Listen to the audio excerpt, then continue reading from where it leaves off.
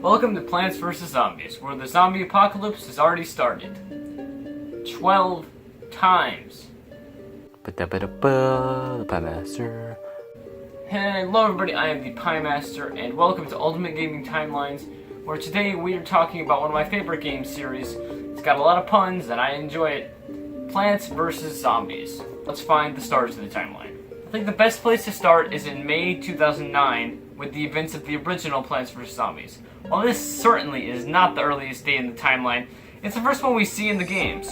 But why 2009 and why May? Well, it is hinted that the first game takes place in 2009 through the future Buckethead Zombies almanac entry that states that he is being nostalgic to the year 2008, as it was a simpler time when brains were brains, zombies were zombies, and those punk plants kept to themselves. And this is the almanac, the official fact source of Plants vs. Zombies. And May is an easy answer. Since 2009 is when the game came out, then May would make sense. That was the month the first game came out. Though it being in May really doesn't matter, so just put it any month in 2009 if you'd like. The important part is that it took place in 2009. So what about the second game? Well, this is where it gets complicated. The first game did happen, and it was before the present section and modern day section in Plants vs. Zombies 2. This is evidenced through the Sunflowers Almanac entry in the second game, where it states that after the release of her first major YouTuber video, Zombies on Your Lawn, Sunflower's YouTube channel has been bursting with fun. This implies that the music video scene after beating the game did happen, which we can imply means that the first game in its entirety did happen before the second. And now we definitely know this is true, because this almanac entry comes from the present day in Plants vs. Zombies 2. Now that we know Plants vs. Zombies It's About Time does indeed take place after Plants vs. Zombies, we must ask when it took place afterwards. Does it take place in August 2013 when PvZ2 came out, or sometime earlier? 4 years is quite some time, and a lot of stuff could have easily happened in that time period. My theory is that the first game takes place across 3 days. The description of modern day in Plants vs. Zombies 2 states that it takes place moments before the beginning of the game. This means that levels don't take the entire day, as once theorized based on how PvZ2 names levels as day X or night X, X being a number.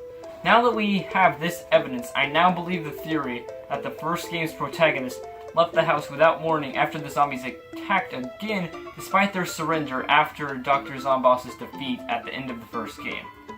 Or maybe his brains were eaten. That works too. Anyway, this explains why the tricycle in front of the house is still there in It's About Time. Our first homeowner was likely the last person left in the suburban area other than Crazy Dave. Crazy Dave probably survived between the two games the way he did throughout the first one. He just did. Don't question it. Crazy Dave is weird. Anyways, after the first game's protagonist left, the zombies left the area because there were no longer brains there. And they need brains.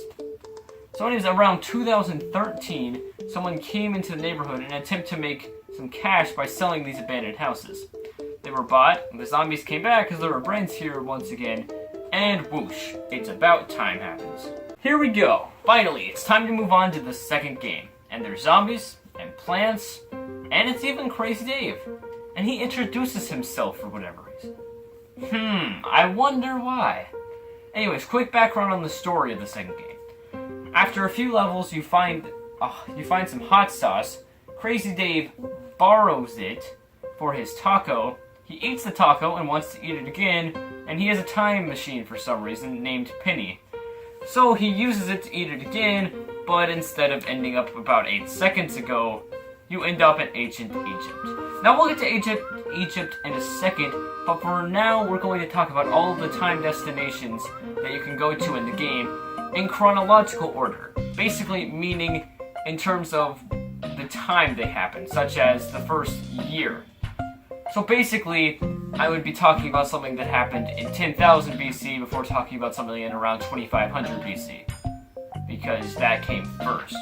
Penny informs you shortly after your arrival at Jurassic Marsh you have moved 153,954,765 years into the past. If we assume that penny means we moved that many years into the past from 2013, then Jurassic Marsh takes place in 153,952,752 BC. Next up is Frostbite Caves, which takes place in about 10,000 BC near the end of the most recent Ice Age. Here's some not so subtle evidence of that. Now, let's move 7,500-ish years to ancient Egypt. Now we're getting to that. Upon arrival, Penny asks Crazy Dave to please wait 4,500 years for your taco to be ready, more or less. Now, if we just take 4,500 years before 2013, that would mean the year would be 2487 BC. So, we now fast forward to the year 948 during the Dark Ages, which is all at night, but you beat that and then you get more time travel. So, you're probably thinking, hey, so next comes the Lost City, right? It's based on El Dorado, and a lot of exploration and searching for El Dorado happened in the 1500s and 1600s. Now, that is true, but it's not true that this is where it takes place in the timeline. We'll get to that later, though. What actually happens next is Pirate Seas, which takes place in 1679. Next comes Wild West, which takes place in 1850. Now we have the Lost City.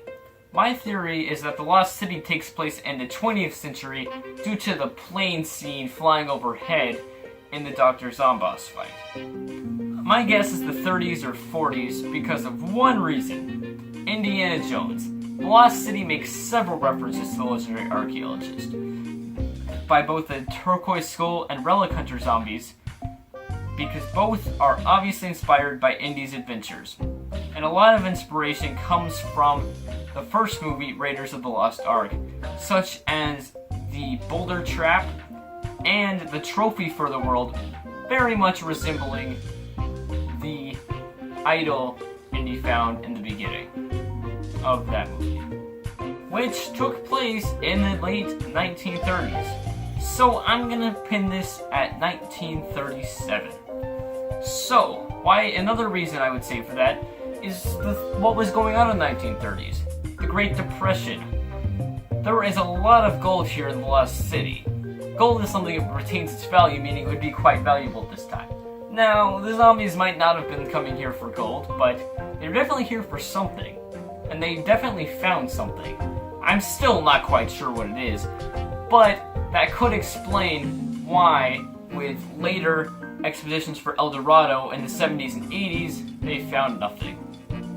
Again, this is all just a theory, but it seems like it could work out. Anyway, speaking of the 80s, Neon Mixtape Tour. Actually, I'm getting ahead of myself. I should first talk about the 60s with Big Wave Beach. Now, I'm not completely sure when in the 1960s Big Wave Beach occurs, but I'd probably say earlier in the decade, just based on how many surfers there are, as the surfer movement, I believe it was called, ended somewhat early in the decade. So I would say about 1961 or 62. Alright, now we can move on to the 80s with Neon Mixtape Tour. Song references are our guide here. There's really only one we really need, which is found in the Dr. Zomboss fight. The text before the fight is a direct reference to Rick Astley's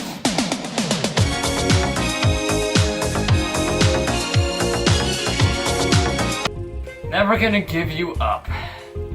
Of course, it had to be that.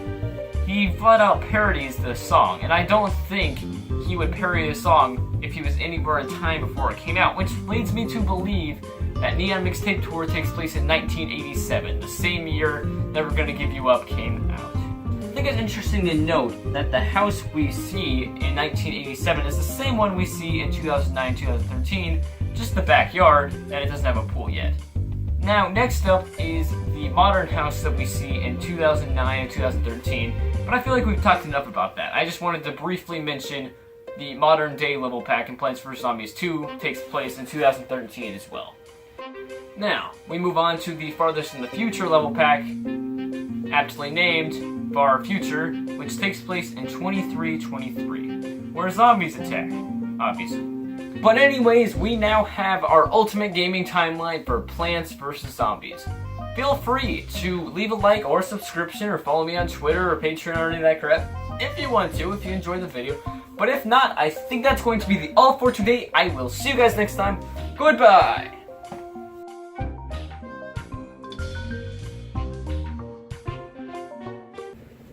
But why 2009 and why May? Well, it is hinted that the game takes place in 2009 through the future Buckethead zombie being nostalgic to the year 2009 due...